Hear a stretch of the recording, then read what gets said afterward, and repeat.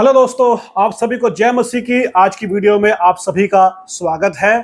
उजाड़ने वाले घृणित वस्तु क्या है वाकई में, इस विषय पर मैंने एक वीडियो बनाई है।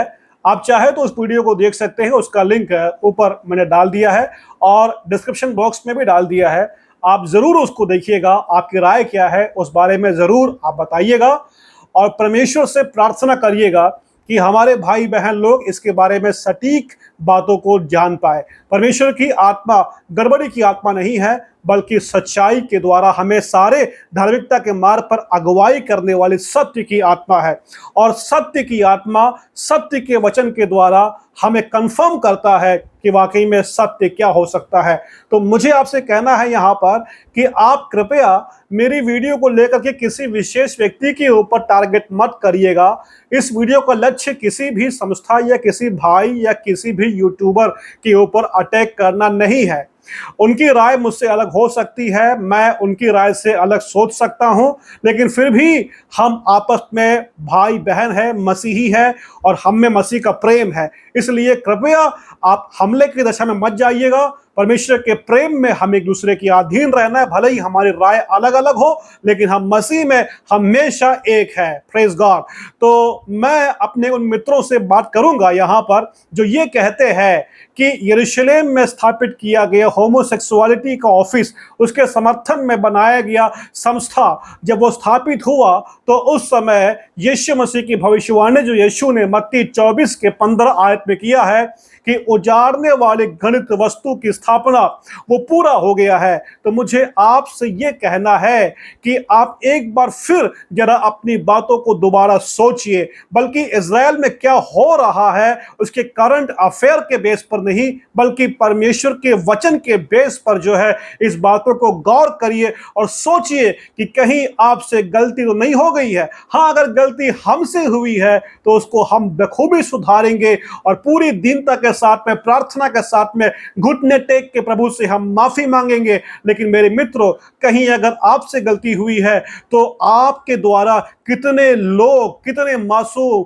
मसीही भाई बहन गलत शिक्षा की ओर जा रहे हैं। तो इसलिए मेरा निवेदन है कि आप एक बार फिर अपने आप को परखिएगा और हो सकता है कि ये वीडियो परमेश्वर की आत्मा आपको अपने आप को परखने के लिए एक माध्यम के रूप में लेकर के आ रहा है। इसलिए मेरा निवेदन है आपसे कि आप इस वीडियो को गौर से प्रार्थना पूर्वक देखिएगा। अपनी रायों को कमेंट में जरूर लिखिएगा, क्योंकि मुझे आपके प्रेम और कमेंट के द्वारा यह मालूम पड़ेगा कि आपने मेरी बात को समझा या नहीं समझा। तो चलिए हम प्रभु यीशु मसीह की भविष्यवाणी की बात पर चलते हैं कि हमारा प्रभु यीशु मसीह इस बात पर क्या कहता है। मत्ती सुसमाचार 24 अध्याय के 15वें आयत से, सो जब तुम उस उजाड़ने वाले घृणित वस्तु को, जिसकी चर्चा दानियेल भविष्यवक्ता के द्वारा हुई थी, पवित्र स्थान में खड़ी हुई देखो, जो पढ़े वह समझे, तब जो यहूदिया में हो वे पहाड़ों पर भाग जाए।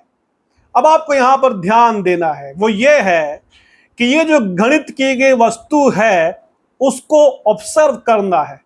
इज़राइल के पवित्र स्थान में जो कि यरूशलेम है, यरूशलेम में जब भी ऐसी कोई चीज खड़ी हो तो उस समय जो लोग वहां पर है वो उसको देख पाएंगे, उसको जान पाएंगे।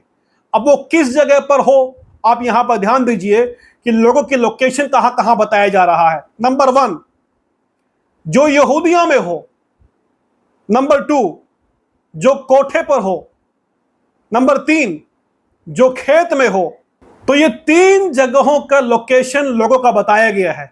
इन 3 जगहों से इस बात को देखा जा सकता है, क्या उजाड़ने वाली घृणित वस्तु को ऑब्जर्व किया जा सकता है।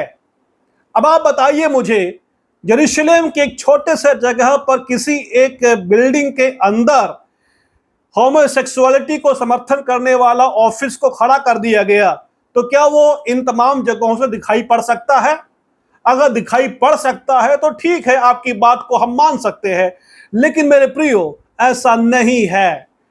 कोठों से, कई घरों में से, खेतों में से और यहूदिया के इलाके से इस ऑफिस को नहीं देखा जा सकता है। अब यहां पर जो दूसरी सबसे बड़ी बात है वो और भी ज्यादा आपकी बात को काटता है। कौन सी बात? आइए उसको साथ में पढ़ते हैं। तब जो यहूदिया में हो वे पहाड़ों पर भाग जाए। 16वां आयत है। तो जब तुम उसे देखो, इस बात को ध्यान दो, यहां पर यीशु मसीह कहते हैं सो जब तुम उस उजाड़ने वाली घृणित वस्तु को देखो तब जो यहूदिया में हो वह पहाड़ों पर भाग जाए। आप बताइए मुझे कि उस ऑफिस को देख करके यहूदिया के लोग भाग गए पहाड़ों पर? प्रभु यीशु ने तो यही कहा यहां पर कि जब तुम उसे देखो तो भाग जाओ, और भागने की बात यहां बताया गया है। बताइए मुझे कितने लोग भाग के वहां पर गए हैं पहाड़ों पर? मेरे भाइयों, अभी तक कोई नहीं भागा है पहाड़ों पर। तो ये गलत बात है ये। और यही नहीं, आगे बढ़िए, लिखा है जो कोठे पर वो अपने घर में सामान लेने को ना उतरे। मतलब इतनी इमरजेंसी की बात है, जैसे ही देख लो वैसे ही भाग लो। जो कोठे पर हो घर के अंदर न जाए, वहीं से भाग ले सीधे पहाड़ों की ओर। तो घर के अंदर जाके सामान को उठा करके समय को वेस्ट नहीं करना है। समय बहुत कीमती है, इमरजेंसी सिचुएशन है यहां पर। तुरंत ही रेस्क्यू के लिए, बचाव के लिए भागना है पहाड़ों पर। ये यीशु मसीह यहां पर कह रहे हैं। बताइए मुझे आप, उस ऑफिस को देख करके इतनी बड़ी इमरजेंसी क्या आ गई कि घर के अंदर न जाते हुए सीधे ऊपर से घर के बाहर निकल गए और सीधे पहाड़ों पर भाग गए? तो ऐसी कौन सी इमरजेंसी आ गई यहां पर उस ऑफिस के कारण? चलिए आगे देखते हैं। 18 आयत में लिख रखा है जो खेत में हो वो अपना कपड़ा लेने को पीछे ना लौटे। अब खेत में काम कर रहे हैं, मतलब अपने बिजनेस में कोई भी काम कर रहा होगा, तो जो भी काम कर रहे हैं वो सारे के सारे लोगों को ये बातें मालूम पड़ेगा। और जब मालूम पड़े तो वहीं से भाग ले, वो अपने घर में भी न जाए, ऐसा बताया गया है। तो घर के अंदर भी नहीं जाना है, वहीं से सीधे आपको भाग लेना है। तो आप बताइए मुझे, उस ऑफिस की स्थापना के बाद में कितने लोगों ने अपना काम बंद किया? कितने लोगों ने काम को छोड़ करके पहाड़ों की ओर का रुख कर लिया? ऐसा हुआ? ऐसा नहीं हुआ मेरे भाई मेरे बहनों। तो अटकलों के ऊपर अपनी बुनियाद को मत खड़ा करिए। परमेश्वर का वचन जो है एक सरिये के समान इस्तेमाल मत करिए जिसे गर्म कर करके जहां चाहा वहां मोड़ दिया, ऐसा मत करिए। परमेश्वर का वचन है, उसका आदर करिए और जो बाइबल कहता है उस बात को वैसे ही कहिए। बाइबल के मुंह में अपनी बात को मत डालिए। अब आगे के जो 19वां आयत है वहां इस प्रकार लिखा है उन दिनों में जो गर्भवती और दूध पिलाती होगी उनके लिए हाय हाय। अभी जो गर्भवती है और जो दूध पिलाती हुई औरतें हैं, हाय हाय क्यों बताया गया है उनको? क्योंकि भागने वाली बात है यहां पर। तो भागने की स्थिति में वो नहीं है क्योंकि वो गर्भवती है। और दूसरी बात, जो दूध पिलाने वाले माताएं हैं अपने बच्चों को लेकर कैसे भागेंगे? तो भागने की जो स्थिति को बताया गया है, तो उस उजाड़ वाली वस्तु को देखो तो आपको भागना ही भागना है। आप चाहे लड़का हो, लड़की हो, बड़े हो, बुजुर्ग हो, आप चाहे दूध पिलाने वाली माँ हो या फिर गर्भवती हो, आप कैसी भी स्थिति में हो, आपका सिर्फ एक ही काम है, भागना। तो ये यहां बिल्कुल साफ तरीके से बताया गया है। और उसके बाद यीशु ने यह भी कहा है कि प्रार्थना किया करो। अब प्रार्थना क्या करना है? क्योंकि यहां लिखा है कि तुम्हें जाड़े में या सबत के दिन भागना ना पड़े। तो 2 टाइम जो है उसके लिए विरोधी हो सकता है, उसके लिए प्रॉब्लम खड़ा कर सकता है। अब जाड़े में भागना, दूसरा सबत में भागना। तो सबत के सिचुएशन में जो है यरूशलेम को बंद कर देते हैं और उस समय अंदर से आदमी भाग नहीं सकता है। और जो ठंडे के वक्त में क्या होता है कि ठंडी के मौसम में पहाड़ों पर भागना जो है सबके लिए तकलीफदायक है। तो यहां प्रार्थना बताया गया कि आप प्रार्थना करो कि आपका भागना उस समय ना होने पाए। तो ये यरूशलेम बेस यहूदिया की बात हो रही है। यहूदिया के अंदर के लोग जो है वो प्रार्थना करें कि उनका भागना इस समय ना होने पाए। और वो प्रार्थना जब करते हैं तो आप यहां सोचिए कि समलैंगिकता का सपोर्ट करने का ऑफिस खड़ा कर दिया गया हो, तो जाड़े में हो तो भी भागना है और सबत का दिन हो तो भी भागना है। यानी कि बात एक दिन की हो रही है, 1 डे इमरजेंसी। जिस दिन इसको स्थापित किया गया उसी दिन जो है भागना है, देर नहीं करना है। तभी लिखा है सबत के दिन। तो सबत के दिन चाहे वो 1 डे, एक दिन के अंदर ये बात हो रही है और आपको भागना है। और उस दिन जो है ठंडी का मौसम ना हो, यह भी बताया गया है। तो इतनी बड़ी इमरजेंसी, आप बताइए मुझे, जरा सोचिए जरा आप कि समलैंगिकता का सपोर्ट करने वाली ऑफिस खड़ी होने के बाद हुआ है? नहीं हुआ है, ऐसा नहीं हुआ है। तो फिर ऐसी बातें बता कर करके हम खुद अपने आप को गुमराह कर रहे हैं और अपने मित्रों को हम गुमराह कर रहे हैं।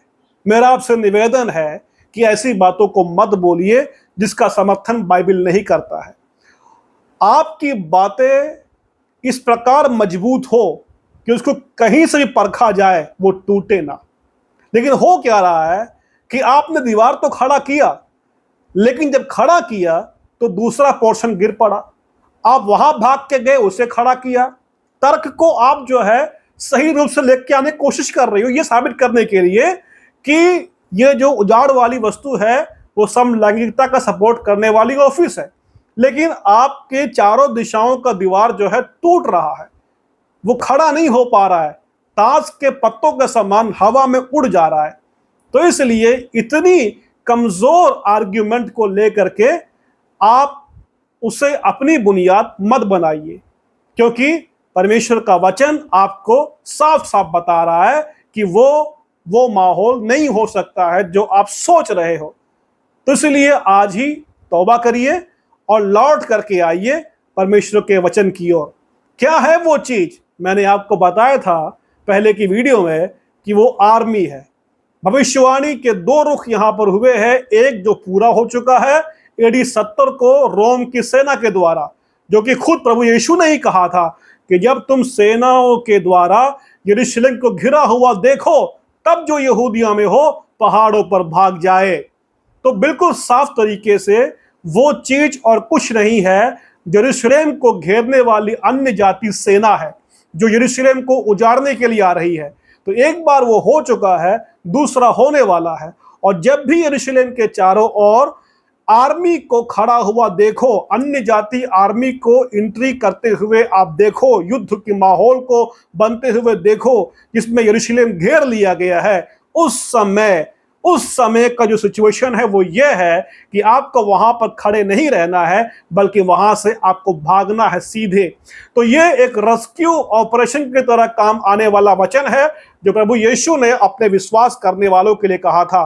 और जो विश्वास नहीं करते वो नहीं भागेंगे, वहीं पड़े रहेंगे, वहीं रहेंगे और उस युद्ध में वो मारे जाएंगे, बंदी बनाए जाएंगे। तो हमारे प्रभु यीशु मसीह ने आने वाली बातों को बता दिया था और वही बात है जो मुझे और आपको विश्वास करना है। उम्मीद करता हूं कि आपको ये वीडियो समझ में आया होगा, अच्छा लगा है आपको।